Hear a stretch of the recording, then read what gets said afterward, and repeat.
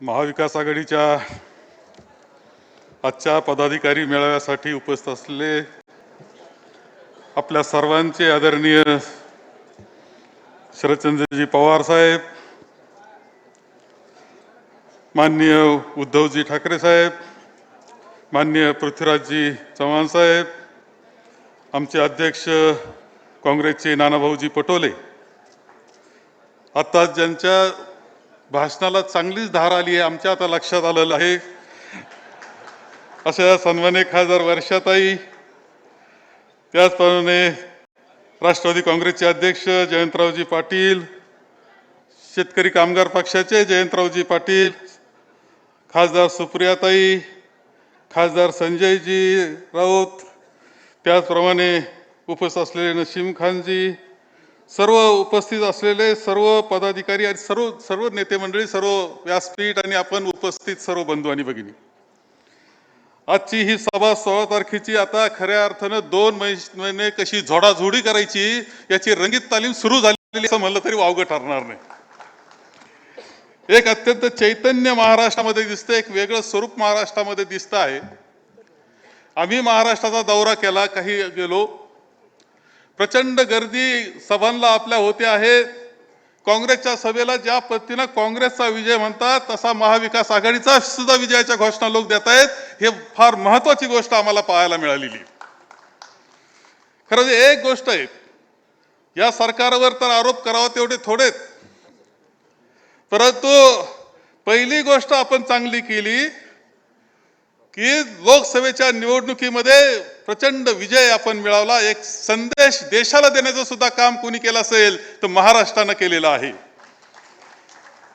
लोकशाहीवर ज्यावेळेस आघात होतो, राज्यघटनेवर ज्यावेळेस आघात होतो, त्यावेळेस आपली जनता कशी पेटून उठते हे दाखवून देण्याचं काम महाराष्ट्रानं केलेलं आहे. हे दिसतं आहे की अहंकार, कोणाचा अहंकार झाला असेल, कोणाचा गर्व झाला असेल, घमेंडी कोणी बनला असेल आणि त्या पद्धतीनं राज्य सत्ता जर वापरणार असतील ते, तर ती घमेंड जिरवण्याची ताकद भारतीय जनतेमध्ये आहे आणि याचं नेतृत्व महाराष्ट्र करत असताना आपण सगळ्यांनी दाखवलेलं आहे. सगळ्या स्वायत्त संस्था तुम्ही गुलाम करून टाकल्या सत्तेच्या, त्यांचा वापर तुम्ही केला, राजकारणाकरता केला. हे जनतेला मान्य नव्हतं.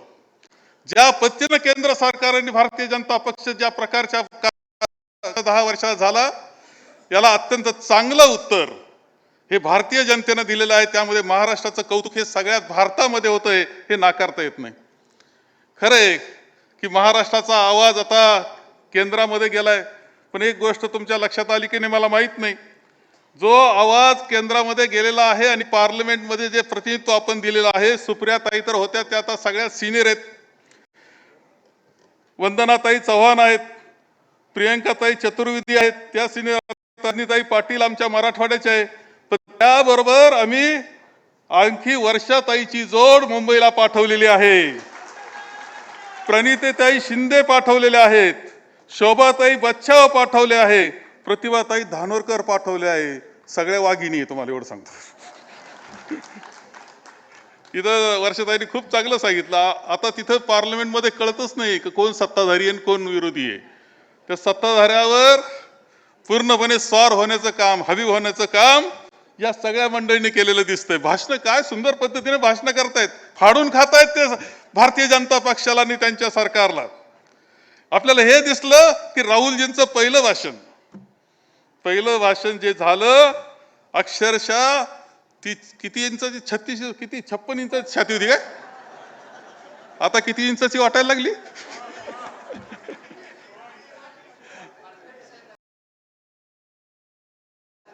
इंडिया आघाडीचे सगळे पाठीशी होते.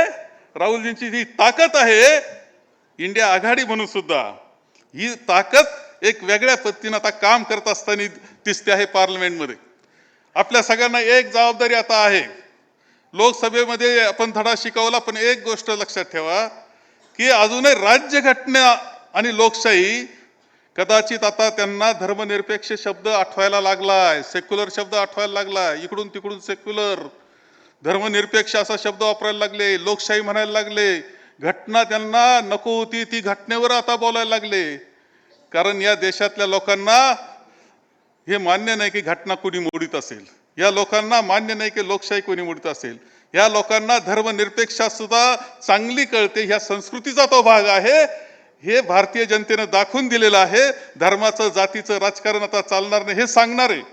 अशा पद्धतीचं ज्यावेळेस आपण एक संदेश दिलेला आहे, त्यामुळे हे शब्द आता आठवायला लागले, हे खरं आहे.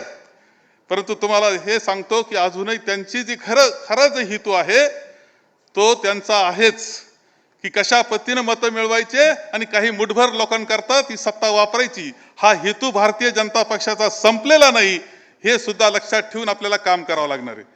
घटनावर अजूनही आघात होण्याची भीती आपल्याला आहे, लोकशाहीवर आघात होण्याची भीती आहे, कारण त्यांचा तो उद्देश आहे हे विसरून आपल्याला चालणार नाही. आणि म्हणून आताच्या विधानसभेच्या निवडणुकीमध्ये सुद्धा आपल्याला जे काम करायचंय ते आता मी फार चैतन्य मी पाहतोय महाराष्ट्रामध्ये. लोक आपल्या बरोबर दिसत आहेत, लोकसभेपेक्षा ज्यादा ताकद आपल्याला ते देण्याच्या तयारीत आहे. फक्त आपण कसं व्यवस्थित गेलो याला महत्व राहणार आहे. आपल्याला व्यवस्थित जावं लागणार आहे. कारण याला कारण काय असं आम्ही ज्यावेळेस पाहिलं, ज्यावेळेस अहंकारी सत्ता बुडवायची ती त्यांना, परंतु आता त्यांना हे बेकायदेशीर सरकार जे काम करते आता राज्यावर, हेच बुडवण्याची जबाबदारी जनतेने स्वतः घेतलेली आहे. तुम्हाला या निमित्तानं सांगतो, एकंदर पाहतो आपण ज्या पद्धतीचं गठन राज्य शासनाचं झालं हे बिलकुल मान्य नाही, लोकांना बिलकुल मान्य नाहीये. अजूनही गावापर्यंत, खेड्यापर्यंत, शेवटच्या पारावरच्या माणसापर्यंत 50 खोके एकदम ओके हे पोहोचलेलं आहे, लोक विसरलेले नाहीये.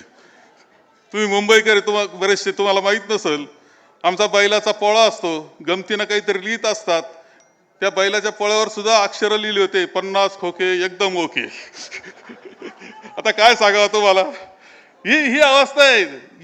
याच्यामध्ये बेकायदेशीर आहे आणि नैतिक दृष्ट्या सुद्धा चुकीच्या पद्धतीनं भारतीय जनता पक्षाने राजकारण केलेलं आहे, हे लोकांना माहिती आहे, जाणवलेलं आहे आणि महाराष्ट्राला ते मान्य नाहीये. त्यानंतर सुद्धा ज्या पद्धतीनं जाऊन मिळाले राष्ट्रवादीची फोड करून, खरी राष्ट्रवादी खरी शिवसेना हेच हे जनतेनं दाखवून दिलेलं आहे.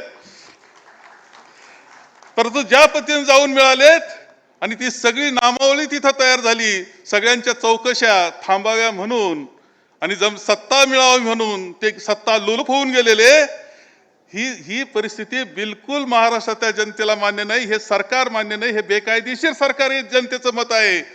आपल्याला जावं लागेल, सांगावं लागेल आणि आपल्याला आणखी जनतेबरोबर घ्यावं लागेल. ही जबाबदारी आपल्याला पुढच्या ज्या कालखंडापर्यंत निवडणूक आहे त्यापर्यंत पार पाडण्याची जबाबदारी आपल्या सगळ्यांची सांगेल. या सरकारचा कारभार ज्या पद्धतीने ते बेकायदेशीर आहे तसा बेकायदेशीर कारभार चाललेला आहे. शांतता सुव्यवस्थेचं वाटोळं झालेलं आहे. इथला आमदार एक पोलीस स्टेशनला जातो गोळीबार करतो, असा इतिहास कधी नव्हता, तो आता घडत असताना आपल्या सगळ्यांना दिसतोय. आता घडतोय की एक आमदार जातो पोलीस स्टेशनला गोळीबार करतो. अंमली पदार्थाचा हैदोस चाललेला आहे. धन दांडग्यांचे पोरं लोकांवर गाड्या घालायला लागल्याने हे वाचवायला जात आहेत. ही शांतता सुव्यवस्थेची प्रश्न आपल्याला पाहतोय.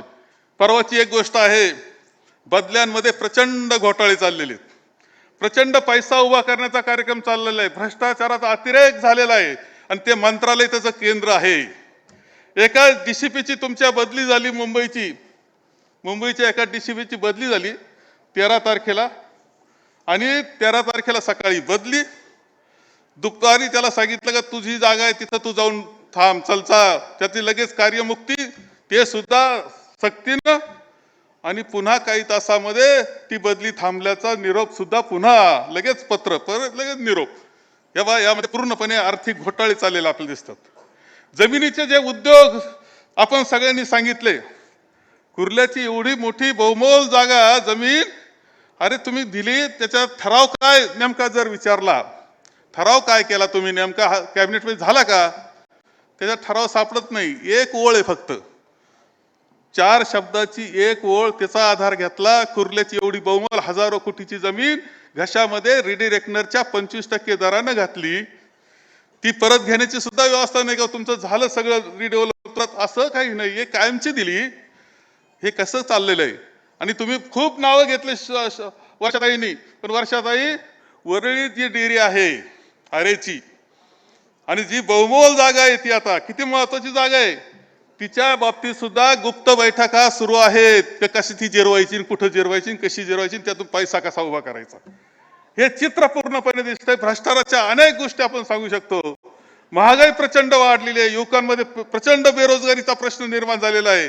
त्याकडे ह्या सरकारचं लक्ष नाही. आणि बहिणा लाडकी नाहीये, यांना सत्ता लाडकी आहे, हेही आपण सगळ्यांनी लक्षात ठेवले पाहिजे. आणि या सगळ्या याच्यावर एकच उपाय, सरकार बदलणं. तुम्हाला खरं सांगतो की उद्धवजींचं भाषण आहे सुरुवातीचं, त्यामध्ये मी पुन्हा एकदा सांगेल की या सत्तेनं केलेले कामं आणि घोटाळे हे सांगत असताना 2.5 वर्षाचा आमचा कालखंड सुद्धा जाणीवपूर्वक तुम्ही सांगितला पाहिजे की पहिल्या 8 दिवसामध्ये शेतकऱ्यांचं कर्ज माफ केलं, विनासाहेब त्याच्या खात्यात जाऊन पैसे पडले. 2 वर्ष आमचे गेले कोरोनामध्ये, आम्ही अनेक प्रश्न निर्माण झाले होते, परंतु त्या प्रश्नामध्ये सुद्धा आम्ही ज्या पद्धतीनं लक्ष घातलं गेलं आणि कोरोनाच्या संकटामध्ये ज्या पद्धतीनं राज्याला सांभाळलं, कुटुंबाला सांभाळलं, उद्धवजींचे ते भाषण अजूनही कुटुंबापर्यंत तुम्हाला पोहोचलेलं तुम्हाला सांगतो. कुठेतरी कुटुंब प्रमुख आपल्याशी बोलतो असं वाटतं. आपण ह्याही गोष्टी लोकांपर्यंत पोहोचवलं पाहिजे की जे काम आम्ही चांगल्या प्रकारचं केलेलं ते सांगण्याची जबाबदारी आपली आहे.